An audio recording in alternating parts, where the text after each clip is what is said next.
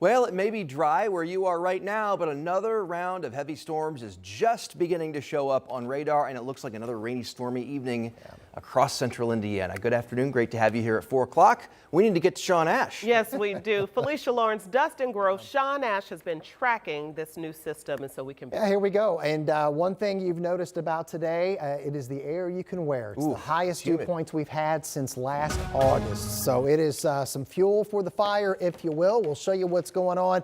Again, dew points flirting with about 70 degrees.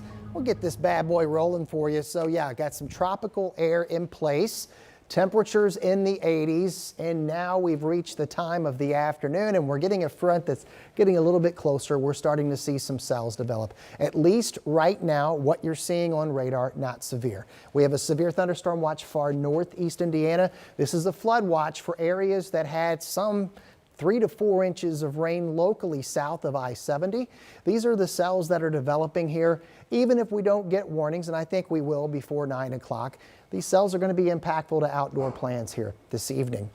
We've got some downpours that are forming, and we've got some cells that have produced some lightning here. I want to show you what it looks like from the vantage point from the NDOT camera. This is from Hamilton County here near Westfield, looking toward the north into that rain core. That's where they're going to be. They're quick moving, but they're going to be around between now and about 9-10 o'clock. In fact, I would argue we'll probably see an increase in coverage and strength in the hours ahead here. Just hit and miss stuff over southern parts of the state right now. I want to show you how this will play out as we go through Future Track 13, take you into the evening and what we're expecting. All of us in this level 2 risk. All right, by the time we get toward 8 o'clock, the axis of storms along and east of I-69.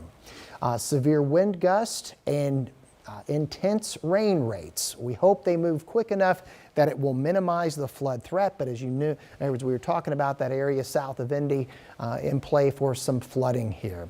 Once we get closer to midnight, we'll settle the severe threat down, but the rain will linger tomorrow. That's the big change in the forecast here. I'll have that and the rest of race week ahead in the 7-day. All right, Sean, thank you. All this rain has been a real nuisance across central Indiana, but for one Franklin Township family, it's more than that. It's a flooded backyard. Yeah, and it's kind of unbelievable. So they tell our Jenna Webster that after every rainstorm, they have to pump the water out for hours. It's just a big mess for them. Oh, it is a big mess, and I got the muddy shoes to prove it. But Tyler Halcomb jokes his house is now a lakefront property, although it wasn't when they bought it. So take a look at what his backyard looked like this morning. It's all large puddles and mud, and this was after he pumped most of the water out last night. He says it'll be even worse after the rain tonight, though.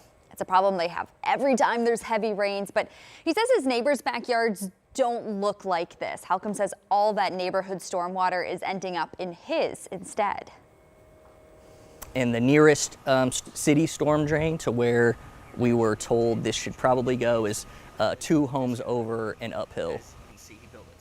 Yeah, so that doesn't do much for them when that water is supposed to be somehow traveling uphill. But DPW tells me this is a private drainage issue, so there's not really anything they can do to help. They say it has to do with how the subdivision developer built that drainage system. The Marion County Soil and Water Conservation District tells Halcomb he can install a new drainage tile, but he needs his neighbors and the city's permission first to do that. And as HOA says, it won't pay for a private flooding remediation either. The estimate he got from a contractor is $22,000. Oh, how frustrating. I know. Dustin and myself both have real estate backgrounds. This is a reminder that you're supposed to see the house in rain, like before you buy it. Yeah, they saw it and it was snow on the ground. Possible. Yeah, right. Yeah, there you go. A whole nother problem. What a headache. Well, you feel for him. Yeah. All right. Thanks, Jenna. And we have more weather coverage for you over on WTHR Plus. You could check out the live Doppler radar extended forecast, so much more. Just download our TV app right now. It is free. Other news now, a man charged in connection with a shooting inside Castleton Square Mall was sentenced less than 45 minutes ago. Just happened. The shooting took place back in 2024, just 2 days before Christmas. Aaron McClure, we learned, will spend 2 years in prison plus 2 years probation. This was part of a plea agreement where McClure admitted to intimidation. McClure himself was shot inside the mall. He confronted somebody who had a conflict with him previously, and surveillance video shows McClure and somebody else chasing that person. McClure was spotted in that footage with a gun in his pocket. That person ended up shooting McClure. Prosecutors say they acted in self-defense. A former IMPD sergeant was sentenced today after pleading guilty to a federal child pornography charge. Javid Richards was sentenced to 9 years in prison and 5 years of supervised release. He also must register as a sex offender. Richards was taken into custody by U.S. Marshals. He'll have to pay up to $4,000 in restitution to specific and identifiable victims. Richards pleaded guilty to count one, I should say. 5 other counts were all dismissed as part of the plea agreement. Okay, now to an incredible story out of the May primary election. A razor-thin Indiana State Senate primary is now turning into a legal battle over who is actually allowed to vote. And all of this getting national attention. The challenger in the Republican primary for Senate District 23, Paula Copenhaver, wants to ask some voters under oath about casting a ballot in the Republican primary. Copenhaver is claiming that some people publicly admitted even though they voted in the Republican primary, they plan to support Democrats in November. And that's where Copenhaver says there is an issue under Indiana law. 13 News State House reporter Emily Longnecker is here to break all this down.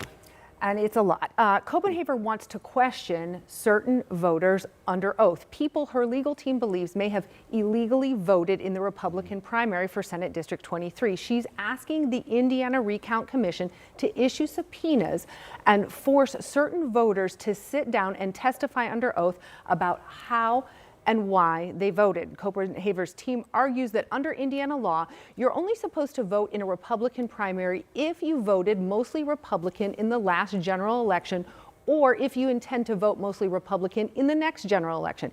Keep in mind, Indiana does not track how you vote, and it doesn't require you to declare yourself a member of a specific political party when you register. So how would Copenhaver's legal team know if someone who voted in the Republican primary had done so this time around, even though they typically voted for Democrats in the past or plan to vote Democrat in November?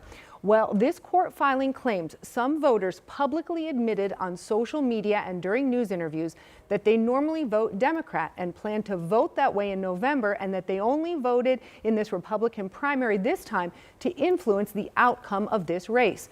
Court documents include screenshots of many of those public comments, and Copenhaver is arguing that those public comments raise questions about whether those voters were legally eligible to cast ballots in the Republican primary, and these court documents include their names. They are naming names, and we reached out to and talked with some of the people named in these documents, and coming up tonight at 5, we'll tell you what they had to say. I think some people are watching right now saying, I thought we could vote however we wanted to vote. It's really a civics lesson, right? It's really a civics lesson in how the primary process works. So, yeah. Okay, well, more questions. You'll have more answers later tonight. For sure. Thank All right, you, Emily. Thanks for breaking that down. A lot. Absolutely. Hammond, Indiana and Arlington Heights, Illinois are still the only 2 viable sites for a new Bears stadium. That's what the team is expected to tell the 31 other NFL teams at the league meeting today. The Bears plan to decide between the 2 cities by late spring or early summer. So coming up. Meantime, the clock is ticking for the Illinois Senate to pass a bill allowing the Bears to negotiate a property tax break with Arlington Heights.